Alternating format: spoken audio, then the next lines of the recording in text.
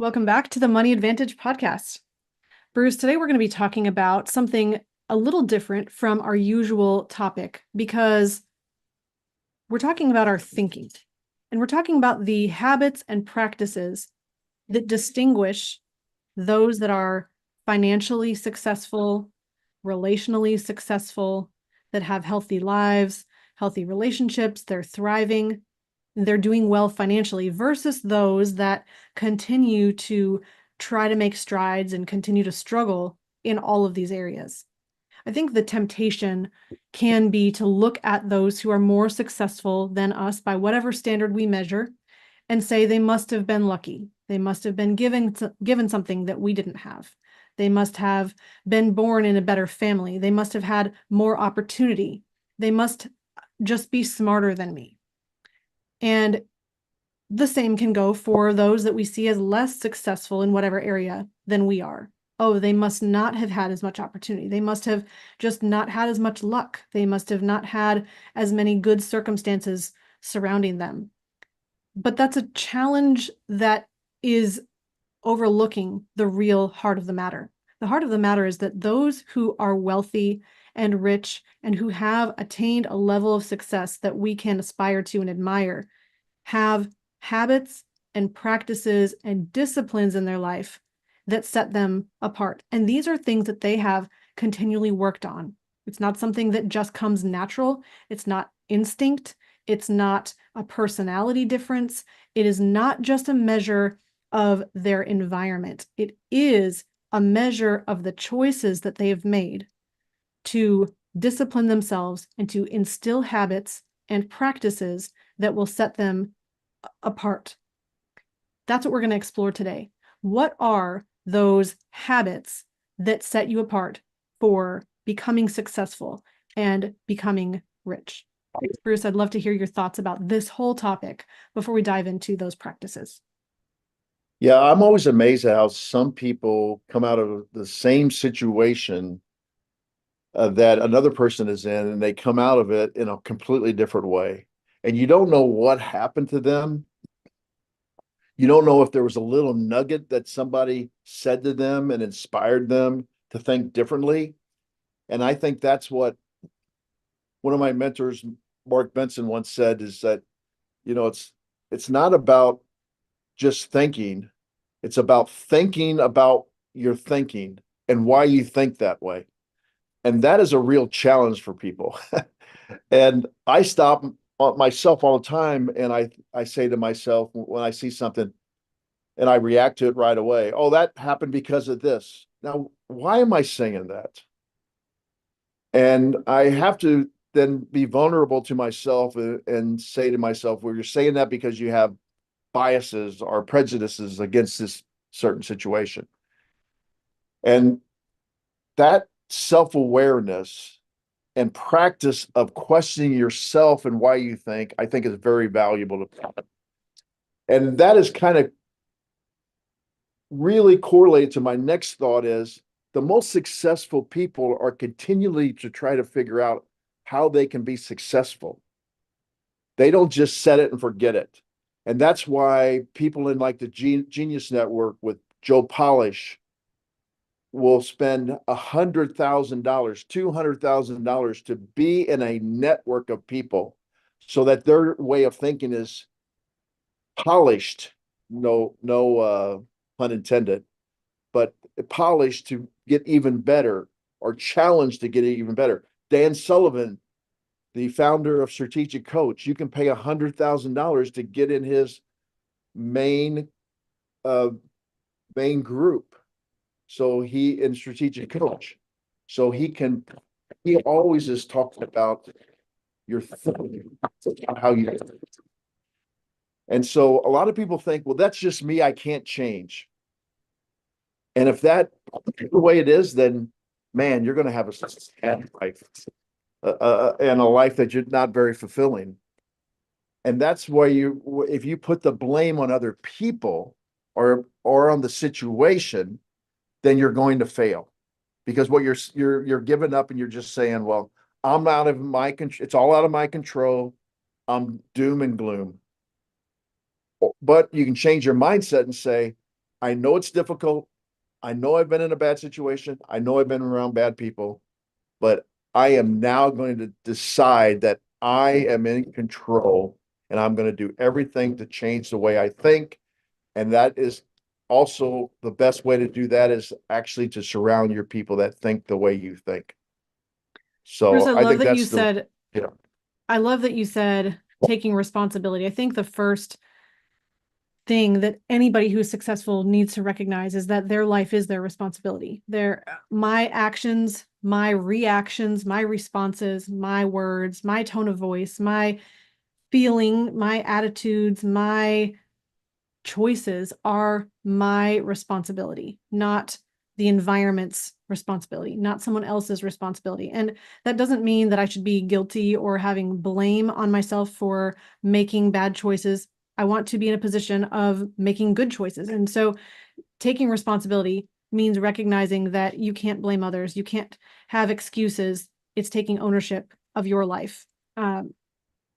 I want to come back to the idea that these are habits and disciplines that anyone can implement and use. I read earlier this year Atomic Habits by James Clear, probably one of the most profound books that I've ever read. And every time I say that about any book, I realize that I probably need to reread it about 8 times to really get it to fully sink in and transform my life. But what I did read the first time through was extremely transformative. And he talks about having big habits that are the linchpin or the thing that moves all the other smaller things in your life, where you can set up these big rocks or the main habits that change everything else. And I think what really distinguishes the wealthy and the successful from those that continue to struggle is that if you're trying to work in small, tiny habits that don't have a lot of impact in your life, you're not going to be as successful as if you make changes in the big habits that will swing those doors widely. And so we're talking really today about those big habits that you can instill in your life that will make a huge difference in everything else. And the first of those really being taking responsibility for everything, taking responsibility for yourself and your actions, but also when you walk into a room, when you walk into an environment, recognizing that it's your responsibility to set the tone of that environment. It's your responsibility to bring the change that you wish existed in that environment. Bruce, then let's go on to another idea here, which is really closely related. And you said at the beginning, this whole working on yourself, continuing to transform your thinking. I think somebody who is successful, I talk to authors, I talk to speakers, I talk to coaches, I talk to people who are playing a large game and who are very successful in business. And the thing about every single one of them is that they're not content with where they are now. They're always continuing to level up. They're working on themselves. They recognize that they have ways of acting and being and doing and thinking that are not successful, and they're changing those strategies. They're continuing to read. They're continuing to immerse themselves in growth and development that make themselves better. This actually came into a conversation we had with our oldest daughter, who's about to turn 13 the other day, and we're talking about personal development. And I realized that we hadn't had a conversation about this in a while because her comment was, "Well, you think I'm not very good?" And her idea in that moment was something that I think all of us confront. If we are going to develop ourselves, then are we saying who I am right now is not good enough, that I have to change myself in order to become valuable? And it's not that you need to change to become valuable. It's that when you recognize your worth and your value, you can't help but knowing that there's more capability if you can shed the layers of the guilt and the fear and the shame and all the stuff that keeps you in a negative way of thinking and releases you to really pursue your full potential and to do the most good. So Bruce, is there anything you want to add to that whole idea of really working on yourself as a whole person? No, I was just trying to reflect on what your daughter said. I never thought about that before. And I'm trying to process exactly, I think the thing is as we're growing and your daughter's young, so she's growing physically, mentally, emotionally, and spiritually. Mm-hmm. The more you know, the more you realize that you don't know things. Mm-hmm. And so that's what you're working on. It's not that you weren't good enough. It's that you're actually being exposed to more things because of your knowledge continues to increase. Even into your 70s and 80s and 90s, you can actually be exposed to things because of the 70 or 80, 90 years of experiences that you've had. Now you're looking at things a completely different way if you're willing to look at those things. So for a younger person to actually question themselves, or am I not good enough? It's not that you're not good enough, it's just that you haven't been exposed to these different things, and you haven't had those experiences to learn from that exposure. Hmm. And I think that's why education is important. Yes, I think the whole idea of working on yourself as well, I lean heavily on some of the work by Rabbi Daniel Lapin, and he has a book called The Holistic You, where he talks about these 5 areas of your life. And really, in his vernacular, his framework is your friend or your finances, your faith, your fitness, your friendships, and your family. I think those are the 5 areas. And when you're working in all of those areas, you realize that an improvement in one area is going to also improve you in other areas. You recognize that as you work to improve your relationships, that the way you communicate with other people is going to allow you to have better business relationships, which will help you become more financially successful. And as you increase your finances, you're going to have more time and freedom to invest in family relationships or friendships or even fitness. And when you invest in your fitness and your whole body is energized and as capable and fine-tuned as possible, your mind is sharper to be able to solve problems in business better. And so they're all integrated. And the reason that I like this model is that you recognize that as you're working on yourself, you are a holistic person. You are a whole person who needs to improve in all of those areas. And that's why the people who are successful have a habit of working on themselves, of developing their health, of eating healthy food, of sleeping, of drinking water, of exercising, of being in a position of taking care of their body, the temple of the Holy Spirit that's been given to you, and working on maximizing the capability there so that you have the ability to be as wealthy as possible. Health is wealth. Wealth is human flourishing. If you can fully flourish, you're in a position of being able to truly not just make more money, but to be wealthy as a whole. Bruce, I think let's talk about just some of the intellectual habits that we see from those who are wealthy and who are moving in a direction of growth. I think one of the most important ones is, you mentioned it in a podcast that we just did earlier today, this idea of abundance versus scarcity thinking. And having an abundance mindset means that you're always looking for opportunity. You recognize that the world has limitless opportunities and that there's no infringing upon your opportunity if somebody else receives an advantage. If somebody else moves ahead, that doesn't mean you're going to go behind.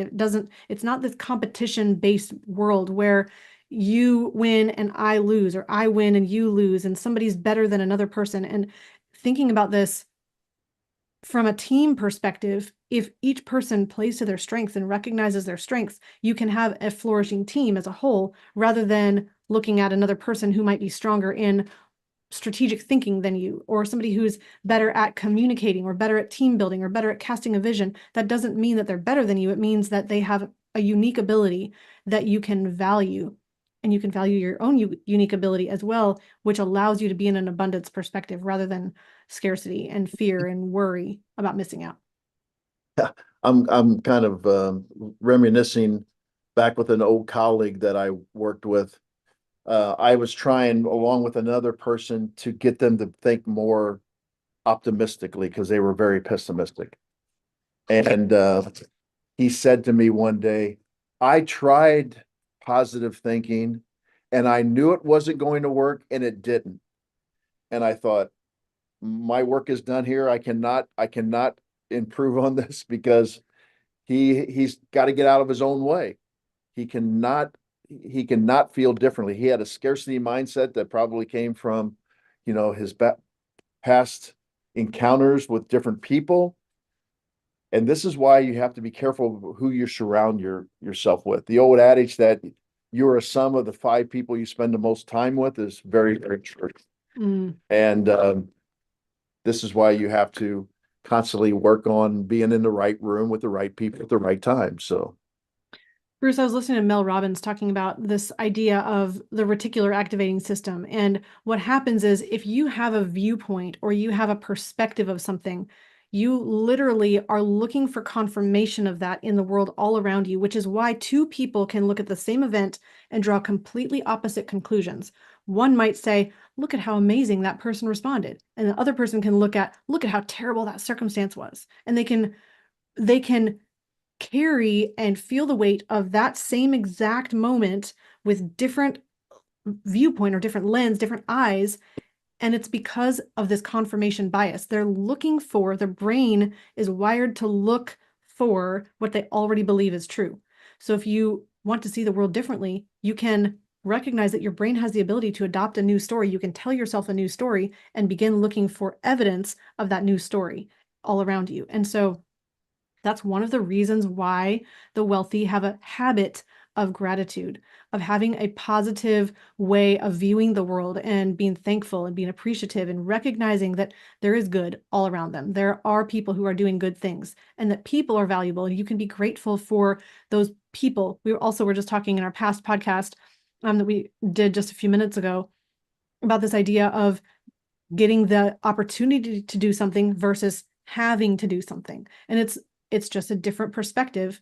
If it's bathing your children, if it is reading some literature that's needed to increase your mindset, or if it is getting to prepare a report for the work that you're doing, you either have the right and the opportunity and the privilege to do that, or you have to do that. The obligation, the requirement, the heavy burden of having to do that. And it's really just simply a matter of gratitude to be able to shift to a different perspective. yeah, I often correct people when they say, like, I have to go to work today. And I say, no, you get to go to work today. You know how Mhm. many people would like to be at a job today and they're not able to? And if you actually have that mindset, I have to go to work today, then you need to probably think about your career and doing something differently, because you shouldn't have that I have to go to work. Mm. You should be thinking I get to go to work, or I You know get to what's do my career. What's really interesting about that as well, is that so my daughter is working right now to study and be able to have the art of persuasion in understanding literature and understanding the choices that characters make throughout the story. And she's becoming aware and awake to the idea that the story didn't just transpire as it was written, but every character had a choice. And had they made a different choice, it would have affected the outcome, the entire remaining trajectory of the story. And so each decision is then affecting future outcomes. And so as we can adopt that mindset in our own life, almost everything we do is a choice. You have a choice to work where you're working. You have a choice to respond in a way that you would like to respond. Everything that you do is a choice. And getting to go to that job is a choice that you're making, or you can make a different choice. Yeah. And people will say to you, and I can hear people listen to the podcast right now, no, I have no choice because I have a family to raise. Well, you do have a choice. You're deciding that you don't have a choice. Your choice is to change your situation for short-term pain, for long-term benefits. And so you do actually have a choice.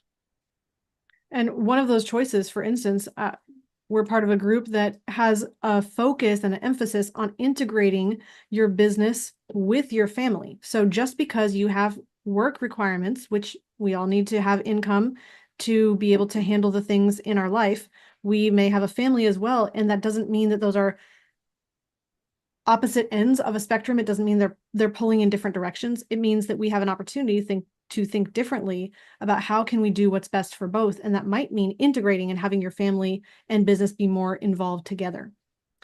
Bruce, I really like this idea that I want to talk about next, that I'm just being intentional. And I can see in every conversation, every room, every speaker that you've ever listened to, the people who are the most intentional are the people who pull the most weight. They're the ones with the greatest leadership. They know where they're going, they have an objective, and they are intentional about their own life. They're intentional about the way that they show up. They're intentional about how they communicate.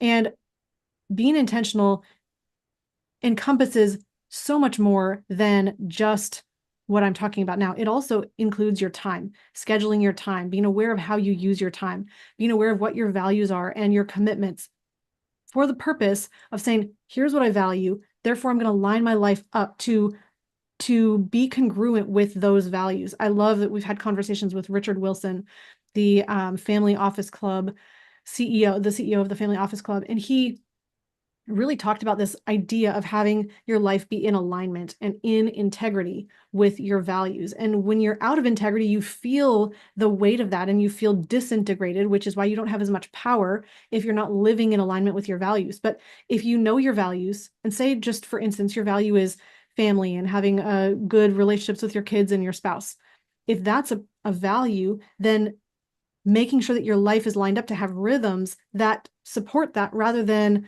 saying, well, it's a value of mine, but I'm doing nothing systematically to be intentional about creating health in those relationships. And so what I mean by that is being intentional about scheduling your day, scheduling your priorities. Another piece of this is that every person who talks about success and habits of success talks about scheduling your priorities. If you just write them down or they're just floating around in your head, they will never become actions in your life. If you just say, well, I have a wish to accomplish 50 things today, you'll not do any of them. But if you take the top 3 and you plug them into your calendar and you say, my top priority today is to complete this report. My second priority is to have a date night with my spouse. My third priority is to play with my kids for an hour.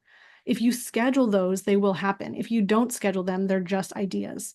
And so the wealthy and the successful who get what they want out of life, who are creating a life of their dreams, who are creating the things that they value, and they have those lives that anyone can look at and say, well, that's amazing. And I wish I had that much joy and that much sense of fulfillment in my life. It's because they were really intentional to schedule their life and line up their rhythms to support their values.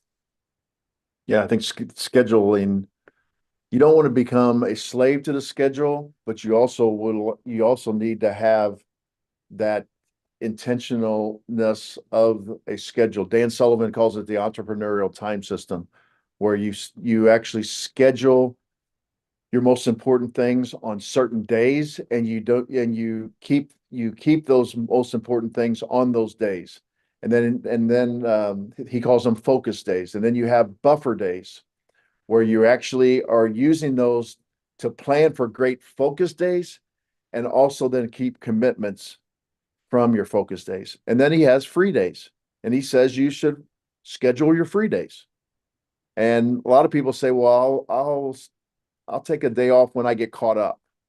And Sullivan says you're never going to be caught up. So you need to schedule them. And so schedule is really important. I mean, we made a commitment back in 2017 on Wednesdays to do our content on Wednesdays, and we've stuck to this very, very well over the time period. And it's got given us great benefits of our great followers and listeners to the program, and we really appreciate that. So yes, schedules are really, really important. There's so much I could say there. I'm going to pull in a few ideas. One, I love Dan Sullivan and his work. I just finished reading 10x is easier than 2x. And then 2x, I highly recommend that book in such a way that I need to, again, read it about 8 times, because there's so much packed into this amazing book by Dan Sullivan, written along with Dr. Benjamin Hardy. And the idea and the thinking is that if you have a vision so large that you have to operate in your unique ability in order to accomplish it. You have to do what you're best at, and you need to surround yourself with people who pick up the other parts of that, who are operating in their unique ability. You're going to not just have an addition effect in your life where you're working twice as hard to accomplish twice as much, but instead you're going to have to break down all of the systems that you're currently working in and reinvent new systems, which in a lot of ways can be challenging, because you have to completely dismantle one way of thinking that got you to where you are right now, and you have to be willing to adopt a completely new lens and a way of being, way of communicating, a way of showing up. You have to let go of things that might have used to have been your unique ability and no longer are serving you for the next vision that you have. And he talked again about the entrepreneurial time system there, and they start with scheduling the free days, the time off, because you really want to have that rejuvenation in your life. And so again, so much I could talk to around that. Our family practices a Shabbat, which is a day of rest every Friday night that we start. And just that whole idea is that we start our work from rest. We don't rest from work. We don't say, well, I've worked hard enough to earn the ability to rest. We want to start rested. So start our week rested so we have the energy to be able to work. And I love that it's so in congruence with that entrepreneurial time system. So all of that to say, being really intentional about scheduling, putting in the big rocks, putting in the most important priorities, and scheduling rest. All right, Bruce, let's talk about some of the money habits of the rich, because I think these are the things that really set them apart, which can, again, be so small. If you are successful, you may not even realize you're doing things. And if you are, it might be something you're, what's the word you say, Bruce? Unconsciously competent. You're doing this so much that you don't even recognize you're great at it already. If you are on that journey, these are things that you can put your awareness and attention on so you can grow in these areas. But one is just spending less than you earn. The rich and the wealthy are not usually the ones who are spending the most money on designer clothes, designer sunglasses, the fanciest car, the newest, most brand new RV, the 15 boats, the nicest house. The challenge is a lot of times we think that our exterior way of presenting ourselves to others proves our worth. And so we think that money can buy our identity, and we try to have all of those trappings prove that we are successful. But the real truth is those that are most successful usually are the ones with the old phones, the old cars. And I'm not saying that you have to live in a poverty mindset or that you have to never have nice things, but the value that they get is not an identity from the external thing that they're showing up to others by what they've purchased. It's their sense of satisfaction and self-worth that comes from knowing who they are. And so you can often see those that are wealthy and could afford all of those things not needing to have those things. Yeah, I mean, there's multiple examples. Mark Zuckerberg, Gary Vee, they wear t-shirts and blue jeans all the time. They're some of the richest people. I mean, and Mark Zuckerberg is even far richer than Gary Vee. And, and some of the attitude is, hey, this isn't important. I don't know if that's always true. But the other thing is they say it's just another thing they don't have to worry about during the day to make a decision about, and they can focus on other decisions. And then you got Jeff Bezos, who, started his book company in basically just a room in a house, and he didn't go out and, rent a space, so on and so forth. But now he has $100 million yachts. And I think it comes down to what Robert Kiyosaki always says is that, you actually have to have a cash flow. An asset's not an asset unless it's cash flowing. So Meta, Amazon, Gary Vee's marketing company, they built those cash flow. So now they can actually spend money on the things they want to spend money on. They're not spending money on depreciating assets early in their career. And you mentioned, a couple of them. Warren Buffett's another one. I mean, he drove the same car for decades, and people say, well, that's a scarcity mindset. No, he's actually was thinking, hey, I'm going to have more money to actually build something else. Mm-hmm. And I have a little bugaboo because I grew up at 12 years old working in a car dealership, and I learned from my uncle, who was the sales manager, the ins and outs of cars. And it's the worst possible thing that you could do, especially early on when you're trying to build wealth. And yet I see it all the time with our clients who will have car payments of $1,200 a month. And they're making decent money. I was just working with a dentist that makes $1 million a year, and he has $7,000 worth of car payments every month. And it's just, can he afford it? Yes. But he also is talking to me about exiting. He's talking about exiting the dental practice because he has to work so much. Well, if he would have focused more on putting that money away into cash flowing assets instead of driving the newest and greatest cars, then he could have gotten to his goals sooner. And I think that's what the focus on the people that are really uh, thinking in an abundance mindset is how they're thinking about how their money should be used. Bruce, I think along with that is the whole idea from Robert Kiyosaki, where he has the cash flow quadrant. And you have on the left side, you have employee and you have business owner, or sorry, employee and self-employed.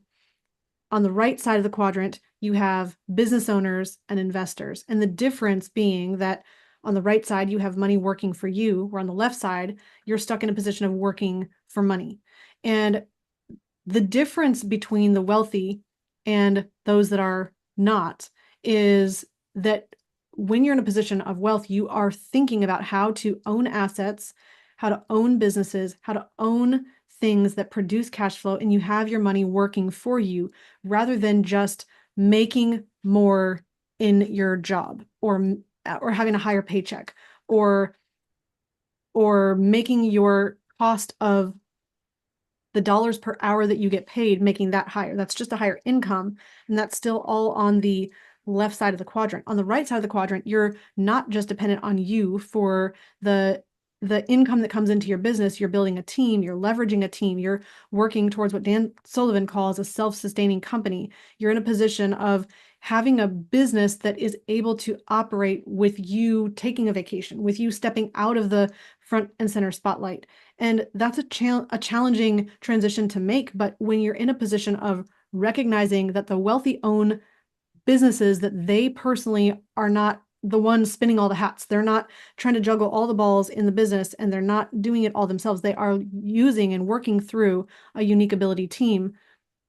That's something that they're using their cash to build assets. And that just goes back to the whole idea that you can value the expenses that you buy in your life and showing that up as your identity and your sense of self-worth and the way that you're presenting yourself to the world, or you can really make a priority of building assets that increase cash flow.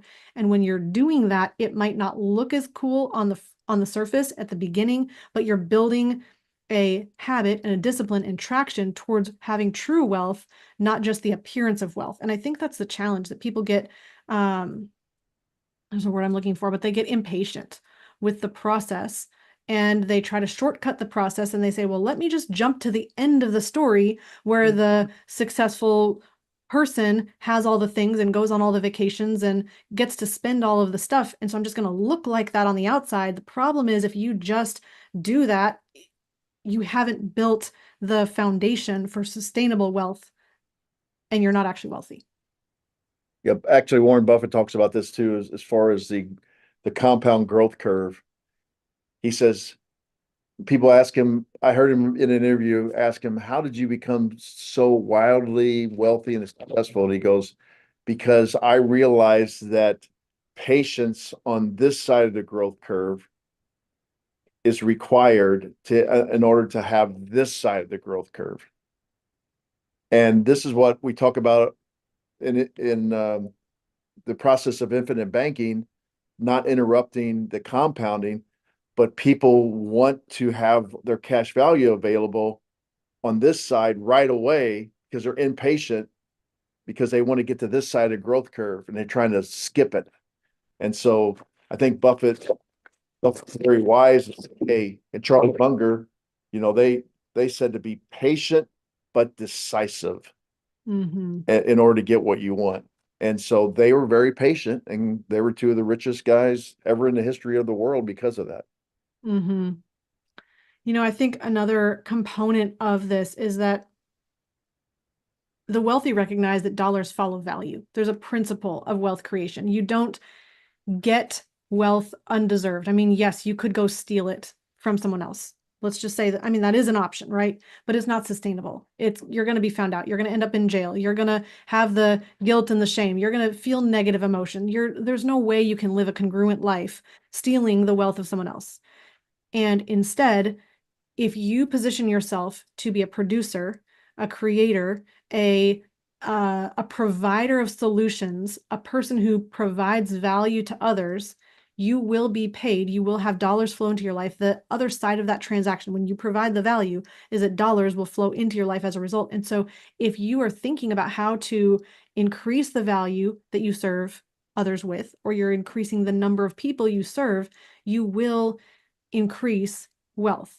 And so that's again working on yourself. It's thinking about how you can improve your delivery process. It might be improving your capabilities. It might be working on your business model so that you can serve more people. It might be taking something that you normally do one-on-one and moving that into a model that you have one-to-many offerings.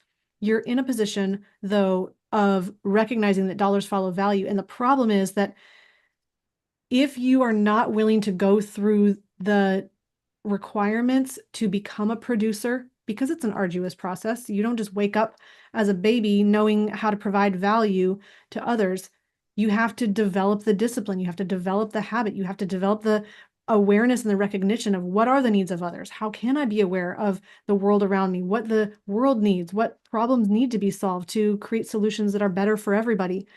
And as you start thinking that way, it requires you to leave the what I would call the childish mindset of being a consumer, just taking from the value that's provided by others. So you can't steal, you can't be the one who's just the consumer, you need to be the creator. And that, I mean, that even goes into the idea of creating intellectual property, because if you're in a position of being a creator, you're not just consuming the intellectual property of others, you're not just being entertained by the discipline of others. I mean, you think of people who've disciplined their bodies to become athletes or movie stars. They've gone through the necessary ability, let's say an opera singer, somebody who's developed their ability to perform at that level.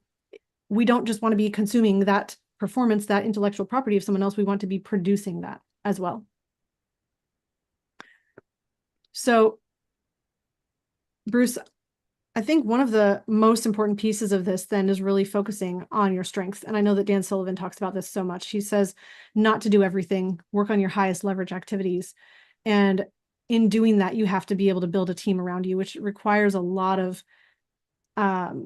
humility to recognize that you don't have the abilities. I don't have the abilities in every area, but I can develop my ability and rely on a team. And I think that's probably one of the most critical components of a wealthy mindset. Yeah, I mean, Sullivan talks about unique ability, teamwork, and unique ability. This is one of the greatest things that I think I learned from him was that, the reason we don't understand our unique ability is because it's very easy for us and we don't see it as being that special. And so people think then, well, if that's not that special, then I ought to be able to do these other things and learn from it. And then that would be my new unique ability. And there's certain things that are inherent in you that he teamed up with Kathy Colby to then she developed the Colby A index, which actually is a personality profile that says if all the constraints were lifted from you and you could do whatever you wanted to do without any constraints, how would you show up in this world? And she has four main components of that. And they are whether you're a follow through, a fact finder, a quick start, or an implementer. An implementer doesn't mean that you implement things. It means you like to work with your hands and use things, whether it's charts or graphs or actual implements. And so he and she and he actually proved then that you're just fighting yourself. When people say, "Oh, you got to make your weaknesses better," all you're getting is spending time on those weaknesses, and they might get slightly better, but they don't get a lot better. And why? Because you're working outside of your innate ability. So his big thing is it's not how, but who. Mm-hmm. So who should you be collaborating with? Who should you be putting in that actually that is their unique ability? And that is what people do when they talk about delegating parts of this, of their business to different people. And frankly, you can do it Mhm. on in your own life too, you know. I'm sure, you know, you and Lucas delegate certain things because they're better at it. Lucas is better at certain things than just running a family than you are. And same way with my wife. We delegate things that we're better at. Um, Oh, absolutely. I was telling my wife the other day when we were kind of doing a summer cleaning, I said, no, you do what you're good at, and I'm going to do what I'm good at. And she goes, but I can do this. I know you can do it, but I'm better at it. And she took a little offense to it. And I said, listen, I'm not saying you can't do it, but it's going to take you a lot longer because of the way that you think through it than it's going to take me. So now Mhm. you go do that other thing while I do this for you. I love that. And I love the idea of being able to rest in your strengths and to trust others in their area of strength. And I think that takes a lot of practice to be able to recognize the strength in others and then be able to trust them and lean on them, not micromanage. And sometimes, I mean, Dan Sullivan says, as you're building that 10x company, you're even wanting to be in a position where you're not even delegating, you're just allowing the team members that are in their unique ability to step up in their area of unique Right. ability and even replace themselves as needed without you delegating, which is kind of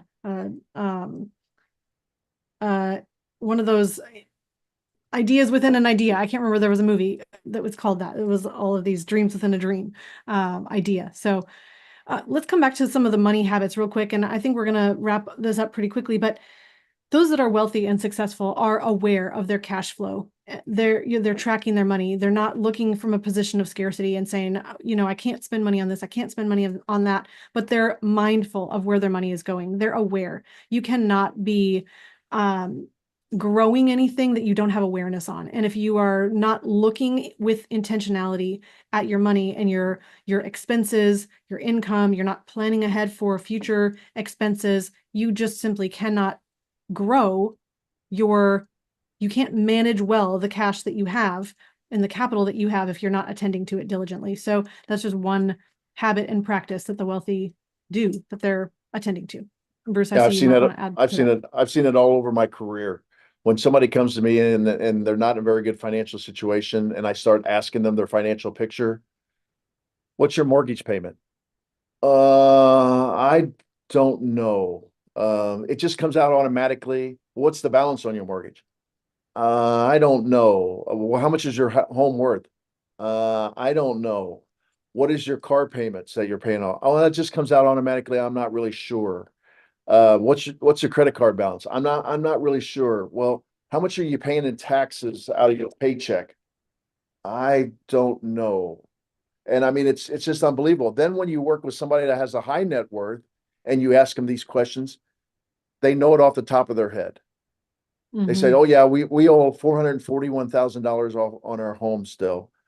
Um, we don't have any credit card debt. How much is in your investment account?" They know within thousands of dollars of, and it's just a completely different mindset. They're because they're planning for the future, the next step, whether Mm-hmm. it's to decrease cash flows to certain areas and increase it to another, but there's a cash flow awareness. Cash flow awareness is a positive way of thinking. I'm aware where my cash is flowing and I'm going to do it somewhere else. People that use the word budget, they try it for a while, but it's such a negative thing. Oh, I can't have this coffee that I want. So they don't stick to it. They don't realize that if they would think about it for a while, oh, I'm spending $6 5 days a week at Starbucks. And yeah, I enjoy the Starbucks and I'm not trying to be scarcity minded, but maybe I would rather have that $30 go somewhere else. But they look at it as this is what I can't have, this budget, so they don't stick with it. And that's the biggest problem is cash flow awareness that I Which, found. Bruce, I'm not sure if anyone should check my math, but if that is $30 a week, that's about 120 a month. That's about 1,400 something in a year. And that's a lot of money when you think about it over the course of your whole year. If you're not aware of where the money's going, that can just kind of be seeping out under the radar. Um, okay, so I think the most important piece of the financial habits of the successful that we see is paying yourself first. This principle comes up in every single book on successful finance.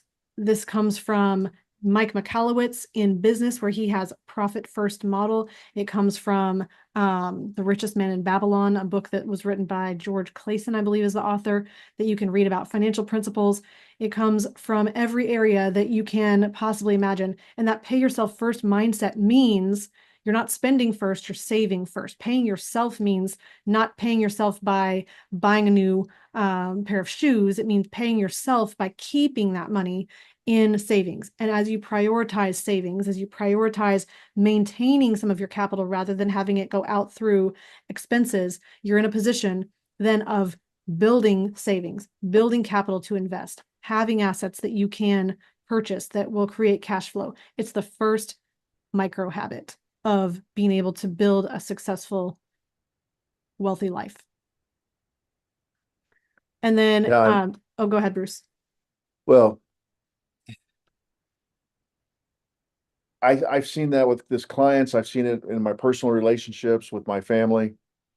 It's if you're going to just say, well, I'll save whatever I have at the end of the month, it's going to you're going to get into Parkinson's law where luxury enjoyed one time becomes a necessity.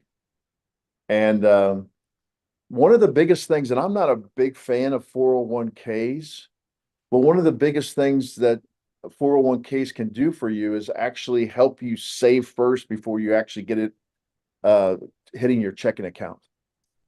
And you can actually do that with other investments that are not tax deferred by just setting it up and having it automatically come out of your checking account.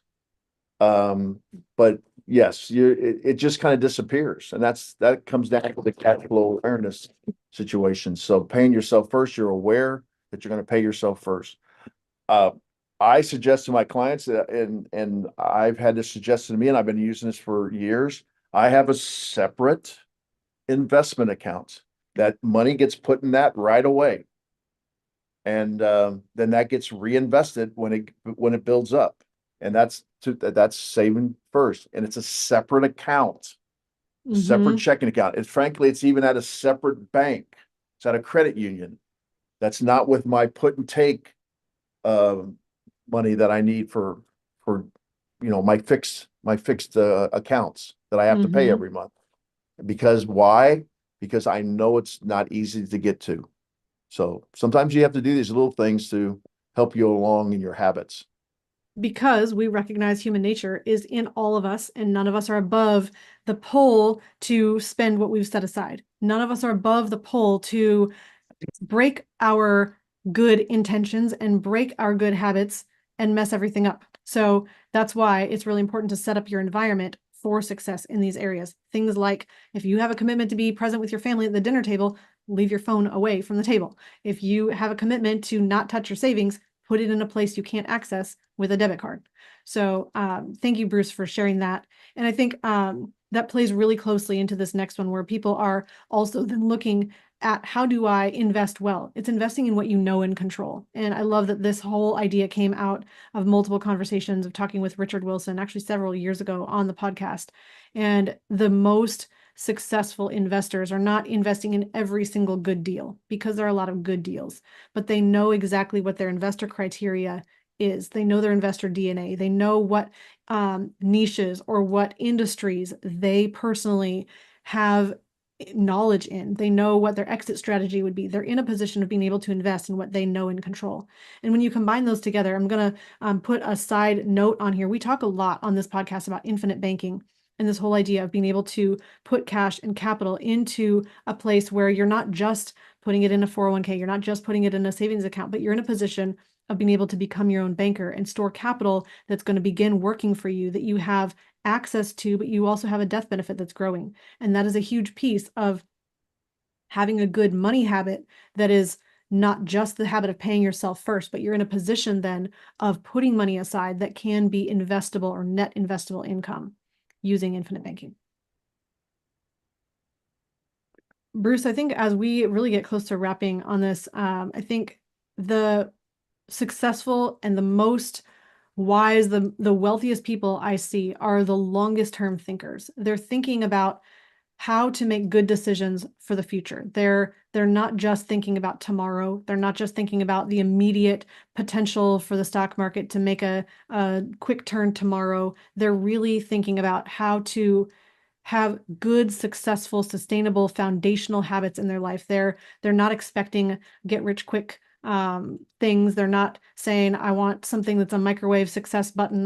They're not looking for flashy. They're usually looking for good fundamentals. They're looking for the things that that they can put in place in their life and that they can commit to for the long term, that are going to create long-term benefits. And that's because they're future oriented. They're not just relying on the past. They're not just looking backwards and thinking about what happened before and their mindset that they had before. They're looking to the future and how they can make the future better. And I think that's something that all successful people have in common. I'm most notably Dan Sullivan I'm thinking of right now, as he has this 20-year vision for the future. And I think, isn't he 75 or somewhere in that ballpark right now? Yeah, he's in his 70s, so he's gonna live to 136, I think is his number. That's And awesome. so that's his mindset. Which we can all have that mindset to be able to create as great of a possible future in our lives and have a great impact on those around us. Bruce, is there anything else that you would bring into the conversation that we missed or didn't talk about today? No, as we were going through this in our notes, I do believe that we get caught up in short-term thinking. I think the short-term thinking actually is probably one of the biggest hurdles to overcome.